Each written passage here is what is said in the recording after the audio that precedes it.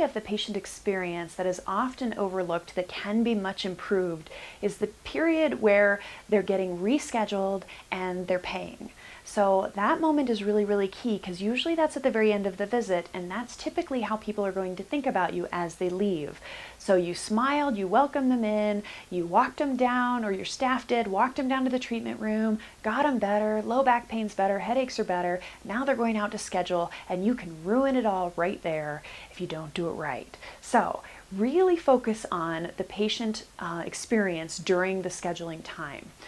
Ideally, the doctor will let the patient know about when they're coming back and why. That's really key. It's kind of pre-framing and kind of setting the tone so that as that doctor says, you know, hey Sally, it looks like your headaches came back about 7 days after that adjustment, so we're going to see you again in about 7 days, because we want to hit it right before those headaches come back again, so that we can continue to keep you out of pain and we can continue to keep your nervous system functioning at its optimal. So I'm going to see you again in about 7 days. And we'll go ahead and do once a week for a couple weeks so that we make sure to stay ahead of this.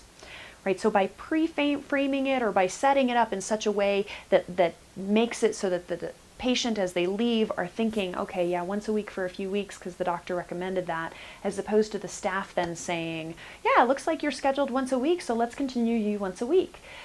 That doesn't really have any validity to it. It doesn't really have a good reason to stay with once a week. So creating that reason and having the doctor create that reason is really important. That way the patient will never question as they're heading out the door, yeah, once a week sounds great because that's how my headaches are going to go away and the doctor said so and I trust them because they're my doctor. So that is one of the keys. The other key is making sure as they're scheduling that they're speaking for a very short period of time. So if you're scheduling your patient or if your staff is, make sure that they know to say things like, okay, Sally, 2 weeks out is actually going to be the week of blah, blah, blah, and we're here Monday, Tuesday, Wednesday. What works best for you? Shush. And hush. Don't continue to give options. That patient now has to pull out their phone, they have to look through their calendar, and by the time they get there, they may only remember one thing you said, which might be the date that they're starting on. So you got to give them a minute, pull out their phone, find that spot. Don't keep talking to them while they're finding that spot on their phone. So train your staff and train yourself to be quiet while they look for that date. Then once they're there and they're on that date, they go, okay, so you said the week of the 18th. What days are you here again? And smile and say, we're here on Monday, Tuesday, and Wednesday from 4 to 7. Looks like we have a couple openings in the afternoon and the morning. Shush. And then let that patient speak again. So again, very, very short snippets of information. If you say, yeah, it looks like we're here on Monday, we've got a 4 o'clock, we have a 2 o'clock, we have a 1 o'clock, and then on Tuesday we've got a 10 o'clock, and we've got 11:30, and we've got a 4:15, and then on Wednesday, that patient's totally lost. So make sure as you're scheduling and your staff is scheduling that you're giving them 1 or 2 options with direction, having them take that direction, and then going some more. So in other words, you know, this is the week we're looking at. Pause. They get to that week, and then we're here Monday, Tuesday, Wednesday. Okay, they're on that week, and they say, how about Tuesday? What do you have? And you say, would you like morning or afternoon? Great. So it's very fast and efficient. If you start rattling off things, you're just going to have to rattle them off all over again when they finally get to that date. So that's one way to make them feel very comfortable, so they don't feel frazzled and they don't feel like they forgot stuff and they, gosh, they should have been listening better and they weren't. And, you know, so none of that head talk starts, and they continue to feel good through that scheduling process. And then once the scheduling is done, you say, yep, and it's just $65. How would you like to pay for that today? And just pause and let them answer.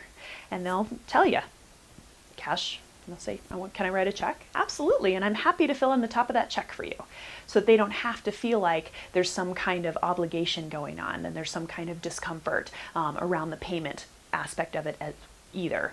Very important for your patients to feel good during the payment process so that they continue to feel good as they're paying you. Especially in a cash practice, you want to make sure that they look forward to writing that check and they look forward to that because they value what it is that you do.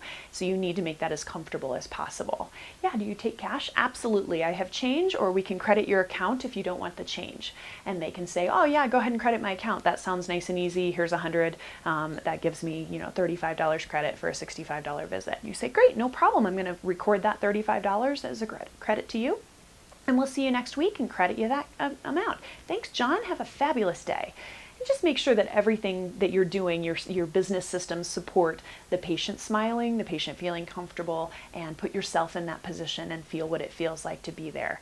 That way, you'll enhance the patient experience. Patients will continue to come back. They'll continue to talk about you because you have amazing customer service, and they'll continue to crave to be in your office, which is what you really want anyway.